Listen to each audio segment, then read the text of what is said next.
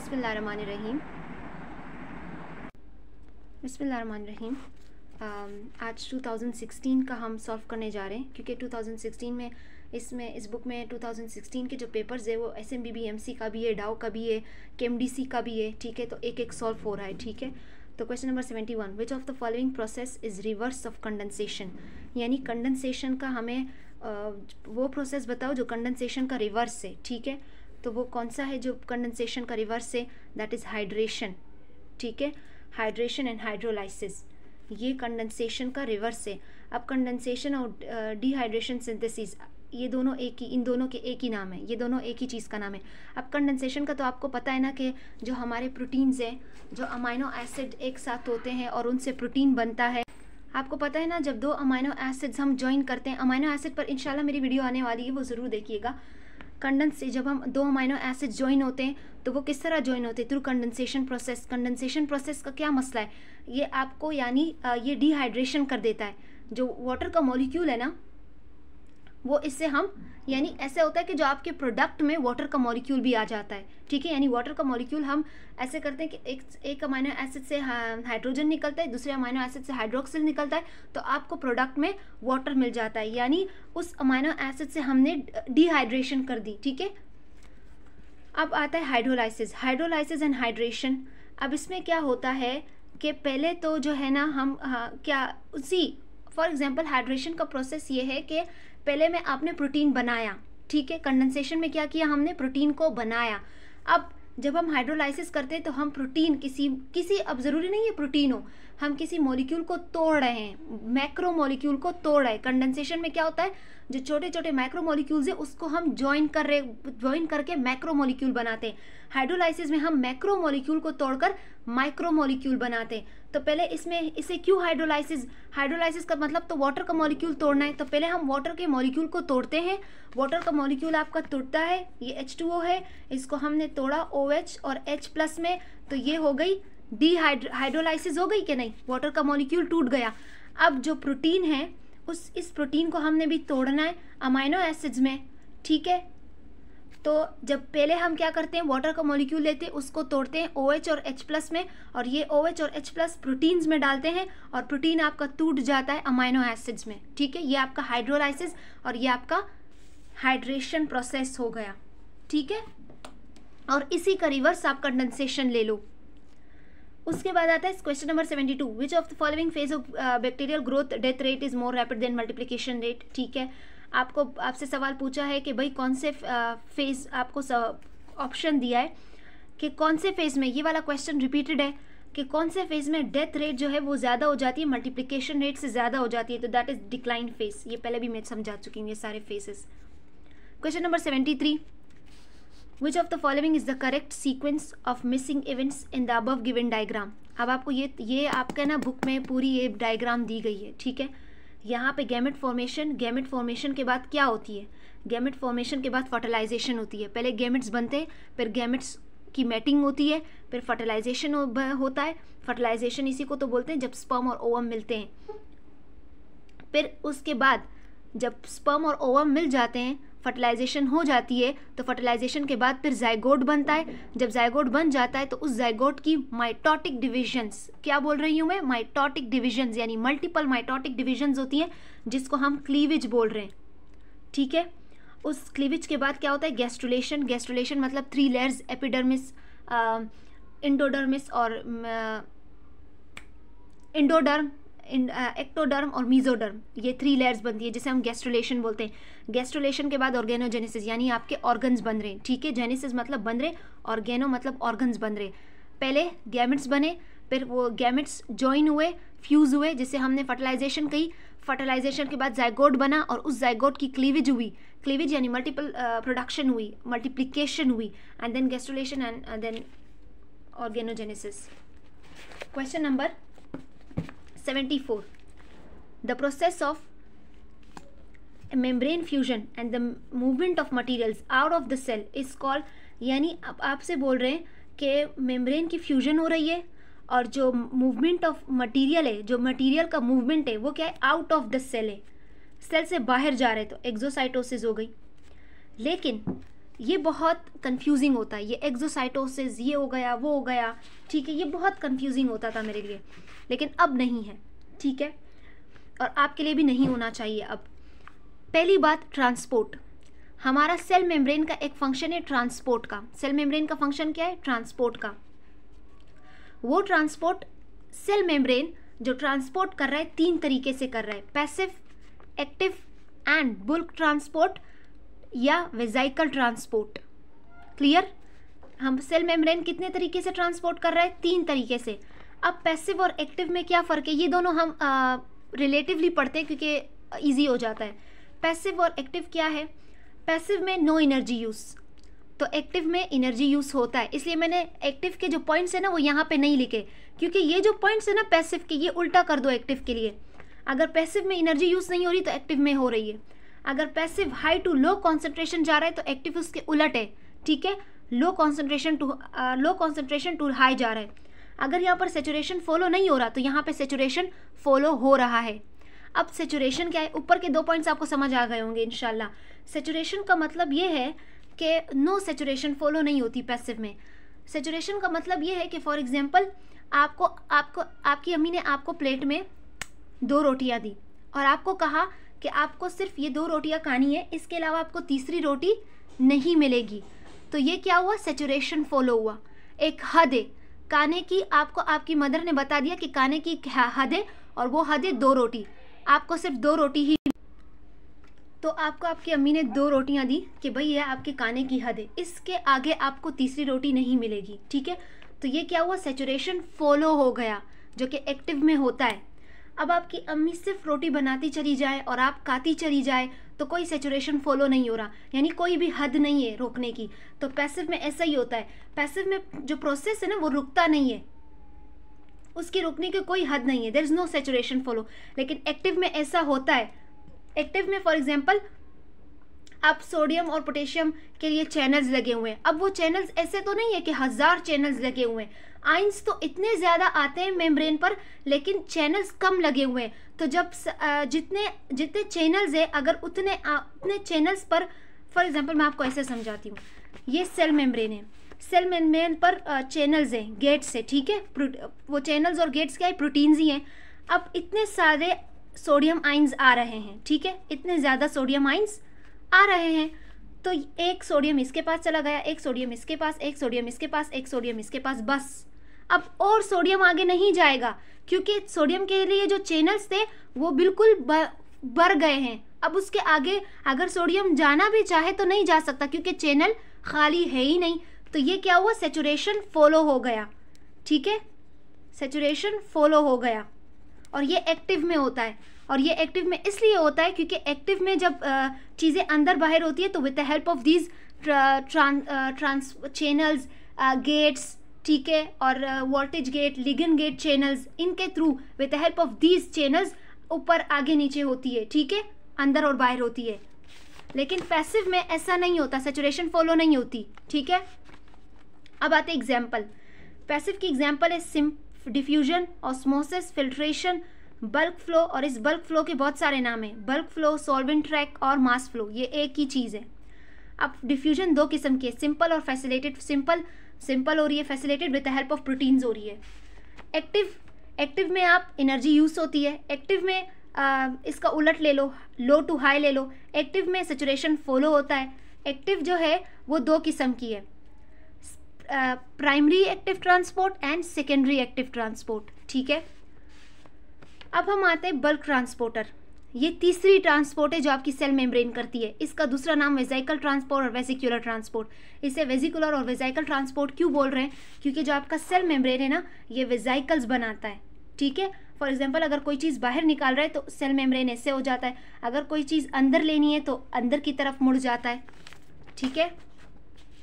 अब ये जो वेसिकल ट्रांसपोर्ट है ये आपकी 2 तरीकों वाली है, एक्सोसाइटोसिस और एंडोसाइटोसिस। एक्सो मतलब इजी, अगर किसी चीज़ को बाहर निकालना है तो एक्सोसाइटोसिस हो रही है, अगर किसी चीज़ को अंदर लाना है तो एंडोसाइटोसिस हो रही है। अब आपकी एंडोसाइटोसिस 3 किस्म की है, एक्सोसाइटोसिस 3 किस्म की नहीं है, एंडोसाइटोसिस 3 किस्म की है, phagocytosis, pinocytosis and cell mediated transport. Phagocytosis अगर कोई सॉलिड पार्टिकल, ठीक है, अगर कोई सॉलिड पार्टिकल आप अंदर ले रहे तो वो उसको हम बोलेंगे वो होगी फेगोसाइटोसिस। होगी देखो, अगर कोई सॉलिड पार्टिकल आप सेल मेम्ब्रेन के अंदर ले रहे हो तो हम क्या बोलेंगे, एंडोसाइटोसिस हो रही है। लेकिन कौन सी वाली, फेगोसाइटोसिस। अगर कोई लिक्विड अंदर ले रहे हो तो एंडोसाइटोसिस हो रही है, लेकिन कौन सी वाली, pinocytosis. And cell mediated transport में आपको इतना अंदर जाने की जरूरत नहीं है। क्लियर? आई होप क्लियर हो गए हो। Question number 75, which of the following type and function of the neuron is correct. अच्छा, हमें 3 किस्म के न्यूरॉन्स दिए हैं इन्होंने, motor neuron, sensory neuron and inter neuron.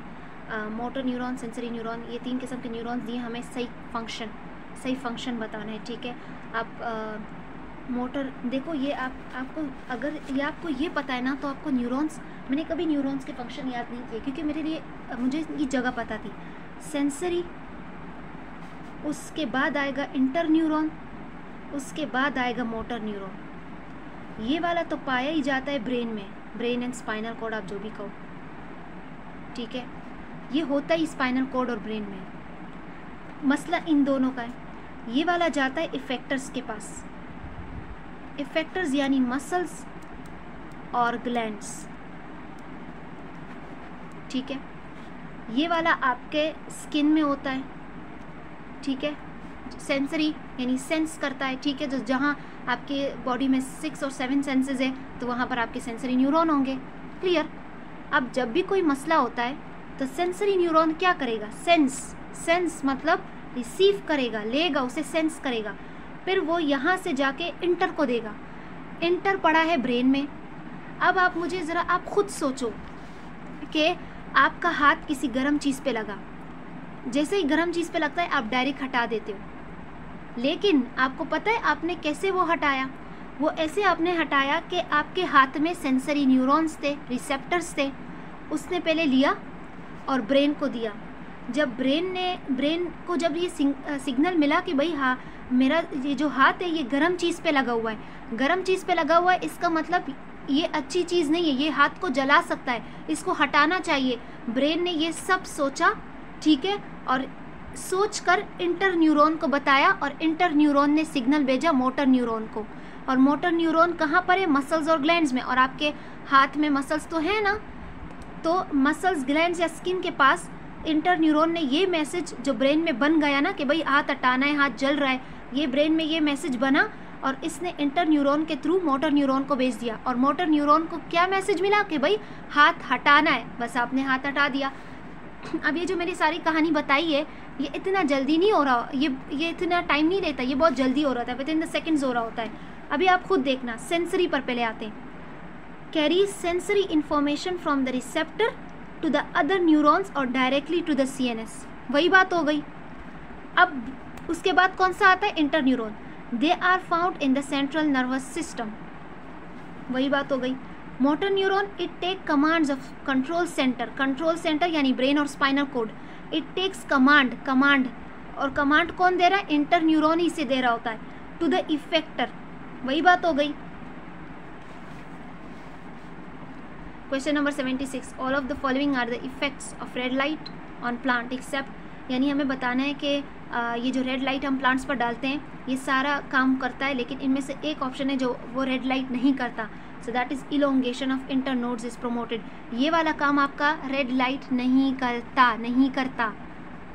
स्पायरोचीट bacterium ट्रिपोनीमिया palladium causes, अच्छा हमें बैक्टीरिया बताया है वो स्पायरोचीट है और उस बैक्टीरिया का नाम ये है और करता क्या है, साइफिलिस करता है। लेकिन ये और ऑप्शंस भी तो पढ़ने, मेरी वीडियो का मकसद तो भी यही था कि और ऑप्शंस भी हम देखेंगे। दैट इज़ गोनोरिया को, ये एक बीमारी है जिसमें आपका जो चाइल्ड है, सेक्सुअल डिजीज़ है, चाइल्ड जो है वो ब्लाइंड हो जाता है और इस बैक्टीरिया की वजह से होता है, निसेरिया गोनेरिया। जेनिटल हर्प्स, ये भी एक सेक्सुअल डिजीज़ है जो कि हर्पिस सिम्प्लेक्स इस वायरस के थ्रू होता है। HIV एड्स HIV के वायरस से होता है। देखो कितना इजी हो गया, आपको अगर इतना पता है ना कि ये दोनों डिजीज़ हो रही है C और D वायरस से हो रही है, ऊपर के दो सिर्फ बैक्टीरिया से हो रही है, लेकिन गोनेरिया तो याद करना बहुत आसान है, गोनेरिया यानी गोनेरिया बैक्टीरिया से हो रही है। तो ऑप्शन, अगर आपको यहाँ पे आपको पता भी नहीं था ना कि साइफिलिस ट्रिपोनीमिया पैलेडियम से हो रही है, लेकिन अगर आप दिमाग लगाते तो बहुत ईजी है ये question. Question number 78. Below the point at which the cotyledons are attached, the embryo axis is hypocotyl. भाई below the point है ना, तो hypocotyl. अगर above the point होता तो epicotyl. Hypo का मतलब ही नीचे. The radius and ulna joint at the wrist with a dash number of carpal bones. 8 number, very easy question. Question number 80. Prosperous glandulosa is the botanical name of Devi. ये मेरे लिए ये मुझे याद होता था, पता नहीं क्यों बट याद होता था क्योंकि ये देवी है ना, सो देवी आता है यहाँ पे. Question number 81. The diagram is taken from an electron micrograph. What? The diagram is taken from an electron micrograph of a cell. Name the organelle label B. जिस ऑर्गेनेली को हमने बी का नाम दिया है बस उसका आपको नाम बताना है. सो बी ये रहा. तो बी क्या है? बी मुझे गोल्जी कॉम्प्लेक्स लग रहा है. यस, गोल्जी कॉम्प्लेक्स ही है क्योंकि मैंने इंडोप्लाज्मिक रेटिकुलम और गोल्जी कॉम्प्लेक्स पर एक वीडियो दी की है, वो ज़रूर देखिएगा. अगर आपको अच्छी लगे तो फिर मैं एमडी कैट के थ्रू आपको बायो समझाऊंगी इंशाल्लाह. अब आप खुद देखो, ये इंडोप्लाज्मिक रेटिकुलम है. सी क्या है? इंडोप्लाज्मिक रेटिकुलम है. बी गोल्जी कॉम्प्लेक्स है और ये ए वेसिकल्स निकल रहे हैं. ठीक है, और ये डी आपका शायद माइटोकॉन्ड्रिया लग रहा है मुझे. Question number 82. Question number 82. In the Hardy Weinberg principle. Hardy Weinberg principle में पिछली वीडियोस में बहुत अच्छे तरीके से समझाती हूँ, बहुत डिटेल समझाया है मैंने. In Hardy Weinberg principle p square plus 2 p q square equals to 1 constant. अगर यहाँ पे कांस्टेंट लिखा होता तो वो भी आंसर हो सकता था. द डायग्राम शो दैट, और कांस्टेंट क्यों है वो मैं पिछले वीडियोस में बता चुकी हूँ. The diagram show the teeth of the lower jaw of a human which tooth is an incisor.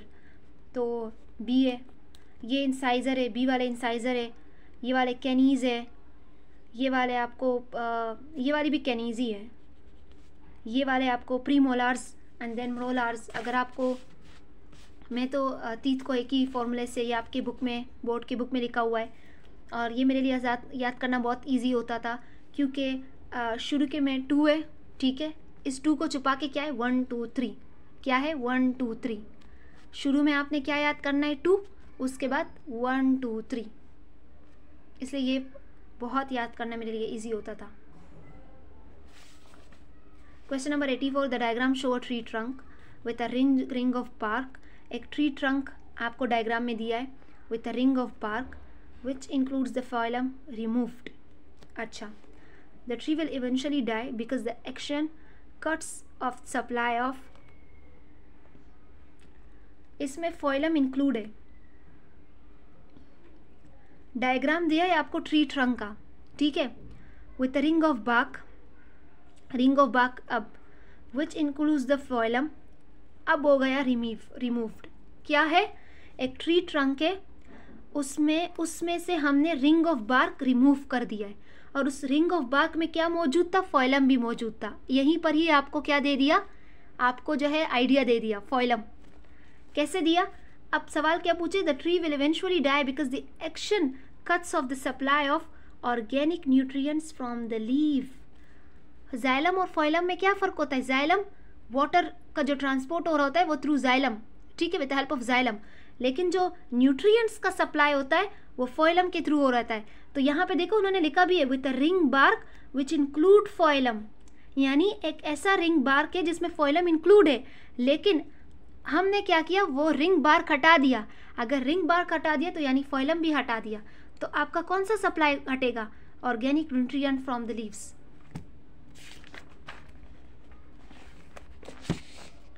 Question number 85. Which statement above dominant and recessive very is not correct. अच्छा, dominant characteristics is see in the phenotype of a heterozygote. यानी dominant character is see in the phenotype of a heterozygote.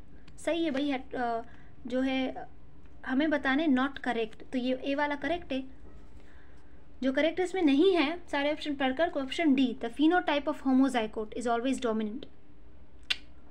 जो phenotype होगा the homozygote का is always dominant. वो dominant नहीं हो सकता. अगर होमोजाइगोट है तो इसका मतलब उसमें दोनों जीन्स एक जैसे हैं, तो वो एक जैसे डोमिनेंट भी हो सकते हैं और रिसेसिव भी हो सकते हैं. ठीक है, इसलिए ये ऑप्शन रॉन्ग है.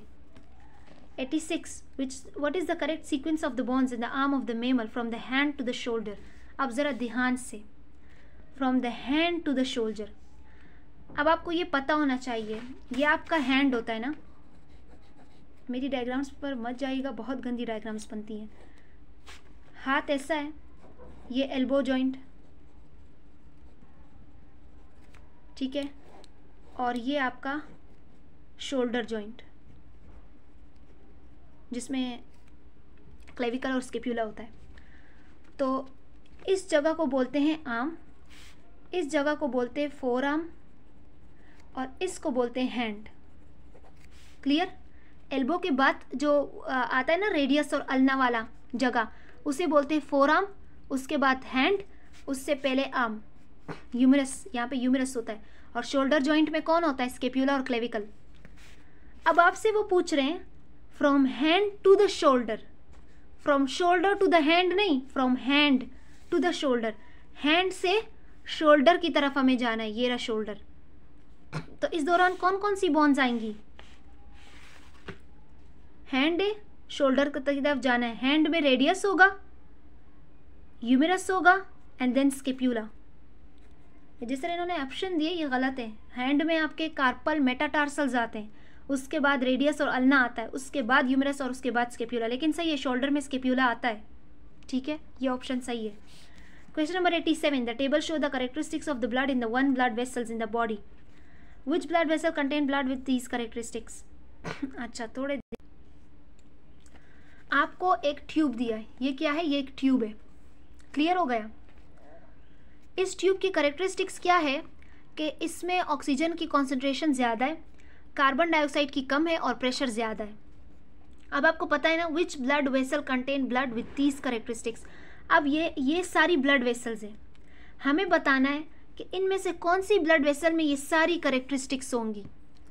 सबसे पहले आते हैं आयोटा पर, या लास्ट से स्टार्ट करते हैं, ऑप्शन डी से, दैट इज वीना कावा। अब सबसे पहले तो आपको ये पता होना चाहिए कि वीना कावा वीन्स होता है, वीन होते कि आर्टरी होती है। वीना कावा होता है वीन। क्या होता है? वीन।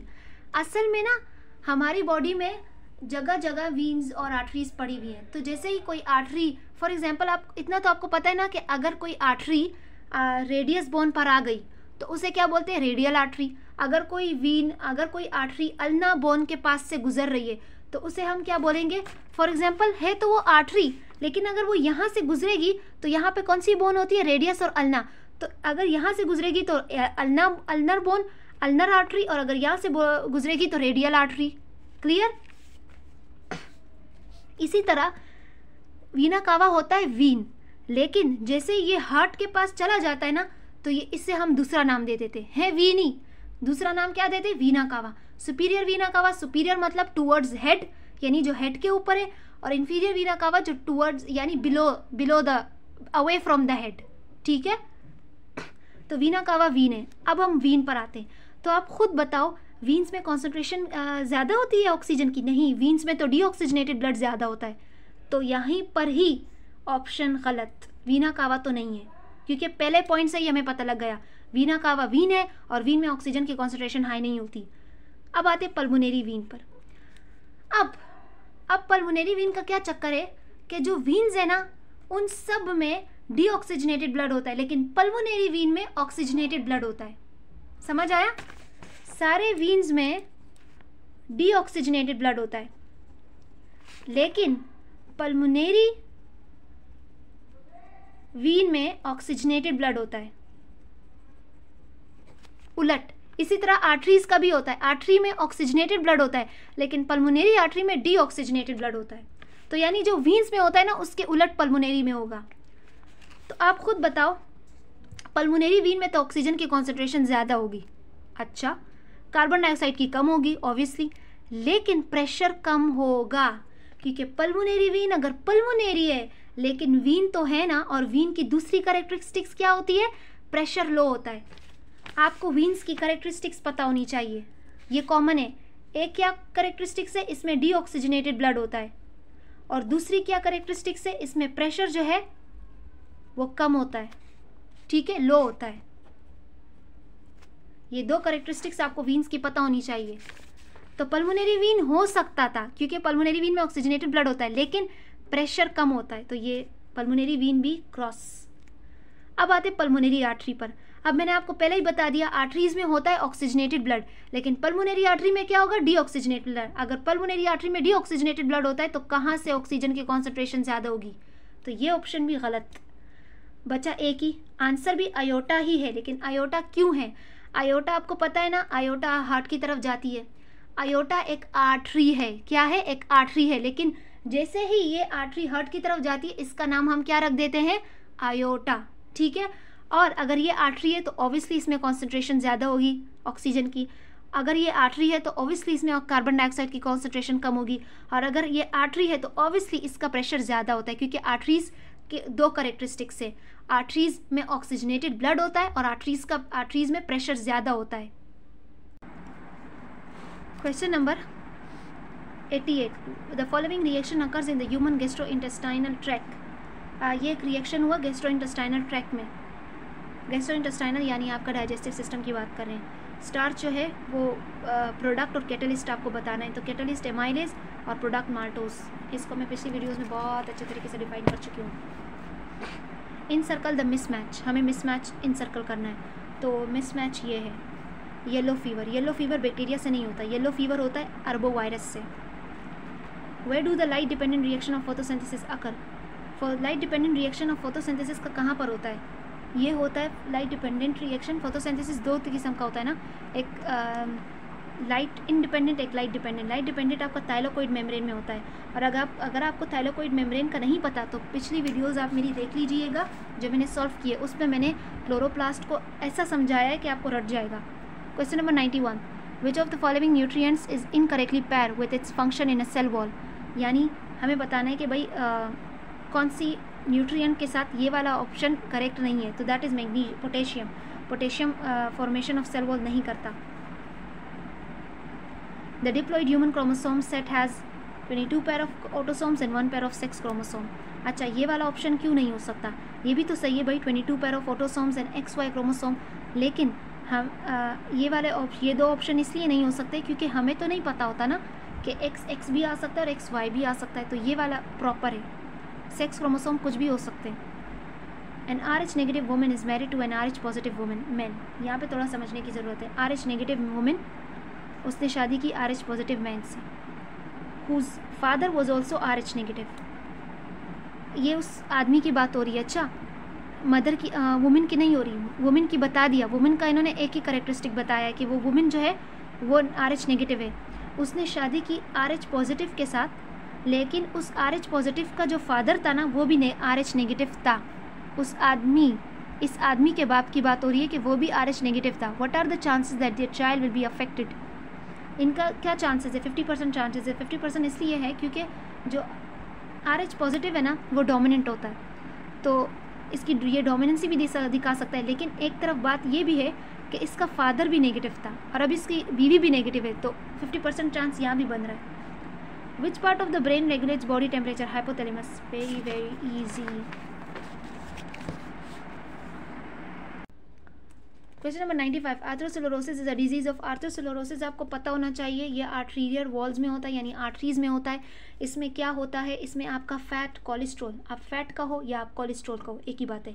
आपका फैट और कोलेस्ट्रॉल जो है वो जम जाते हैं। कहाँ पर जमते हैं, आर्टरीज में जमते हैं, और जब आर्टरीज में जम जाते हैं तो आपका जो फ्लो है ब्लड का वो कम हो जाता है, ठीक है, और आपको हार्ट अटैक्स आते हैं। In an isotonic solution there would be, isotonic solution है no net of movement of water होगा, दोनों तरफ इक्वल अमाउंट ऑफ चीज़ें होंगी, वाटर होगा। The disease which is cause by defect in a single gene और a pair of gene is referred to as unifactorial. अगर single gene में हो रहा है तो यूनिफैक्टोरियल, अगर मल्टीपल जीन में हो रहा है तो multifactorial. Fungi whose growth is favour by fire is called pyrophilous. Which of the following is not the type of abiotic component. इनमें से कौन सा है जो है वो एबायोटिक कॉम्पोनेंट नहीं है, तो वो फाइटोप्लैंक्टन्स। एबायोटिक कॉम्पोनेंट यानी नॉन लिविंग ना, लेकिन ये तो लिविंग चीज़ है। फाइटोप्लैंक्टन्स यानी फ्री फ्लोटिंग एल्गाई, दूसरा नाम फाइटोप्लैंक्टन्स का क्या है, free floating algae. The disease night blindness is caused by deficiency of vitamin A. Please मेरी वीडियोस को अपने जितने भी MD कैट कर रहे हैं उनके साथ शेयर कीजिए, क्योंकि ये बुक बहुत इंपॉर्टेंट है उनके लिए। और लाइक कीजिए, लाइक्स दीजिए मेरे चैनल्स को, और सब्सक्राइब कीजिए, क्योंकि बहुत मेहनत कर रही हूँ, आपके लिए ही कर रही हूँ। और एक दूसरी सीरीज़ भी मैं स्टार्ट कर रही हूँ जिसका मैं पहली वीडियो में दे चुकी हूँ, एंडोप्लाज्मिक रेटिकुलम और गोल्गी अपैरेटस का। आपके ही व्यूज़ देखकर मुझे मोटिवेशन मिलती है, मैं इन्फ्लुएंस होती हूँ। तो प्लीज़ इससे ज़रूर लोगों को बताइए, जो उन बच्चों तक पहुँचाइए जो तैयारी कर रहे हैं, क्योंकि लास्ट मंथ में इतना टाइम नहीं होता कि बंदा खुद बैठ कर वो क्वेश्चन सॉल्व करे। अगर दरअसल ये बायो के क्वेश्चन है, लेकिन ये इतने ईजी नहीं होते, समझना पड़ता है कि क्यों इस सवाल को रॉन्ग बोला गया है, इस ऑप्शन को, और क्यों ये वाला ऑप्शन जो है ये राइट है। तो प्लीज़ इसे शेयर कीजिए बच्चों के साथ जो एमडी कैट कर रहे हैं, ठीक है। क्योंकि अगर आप ये सोच रहे हैं कि मैं ये वीडियो देख लूँ और दूसरे बच्चे ना देखें, तो ऐसा कुछ भी नहीं होता, ठीक है। आप जितना लोगों की मदद करेंगे, जितना लोगों के लिए आसानी पैदा करेंगे, उतना ही अल्लाह ताला आपके लिए आसानी और कामयाबी देगा। इसी के साथ अल्लाह हाफ़िज़।